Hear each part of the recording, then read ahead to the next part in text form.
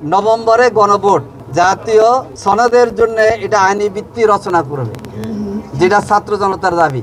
দ্বিতীয় হচ্ছে সংসদীয় যে আরপিও সরকার ঘোষণা করেছে, নির্বাচন কমিশনের কাছে আছে, যেটাকে সংস্কার কমিশনার প্রস্তাবিত, এটাকে বহাল রাখতে হবে। আর তৃতীয় হচ্ছে সকলের জন্য লেভেল প্লেইং ফিল্ড নিশ্চিত করতে হবে। কিছুটা সময় ক্ষেপণ করে হলেও প্রধান নির্বাচন কমিশনার আমাদের সঙ্গে সাক্ষাৎ দিয়েছেন, মন খোলা কথা আমরা বলেছি, তিনিও বলেছেন। আমরা এই তিনটা বিষয় বারবার বলেছি। জাতীয় ঐক্যমত্য কমিশনের পক্ষের থেকে যে সুপারিশমালা পেশ করা হয়েছে, এর আলোকেই জাতীয় সনদ, যেটা জুলাই জাতীয় সনদের আইনি ভিত্তি রচিত হওয়ার জন্য নভেম্বরের মধ্যেই গণভোট দেওয়া লাগবে।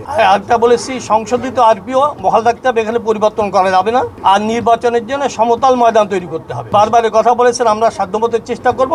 আমাদের সহযোগিতা কামনা করেছেন, দেশবাসীর কাছে সহযোগিতা কামনা করেছেন। আমরা দেখতেছি সরকারের কোনো দপ্তর মানে প্রশাসনের রদবদল করতেছে, এতে গুঞ্জন রয়েছে বা অভিযোগ রয়েছে যে সরকারের কোনো উপদেষ্টারা কোনো দলের পক্ষ হয়ে প্রশাসনের রদবদল করতেছে। এগুলো যদি করা হয় তাহলে সুষ্ঠু নির্বাচনের জন্য ব্যাঘাত ঘটবে।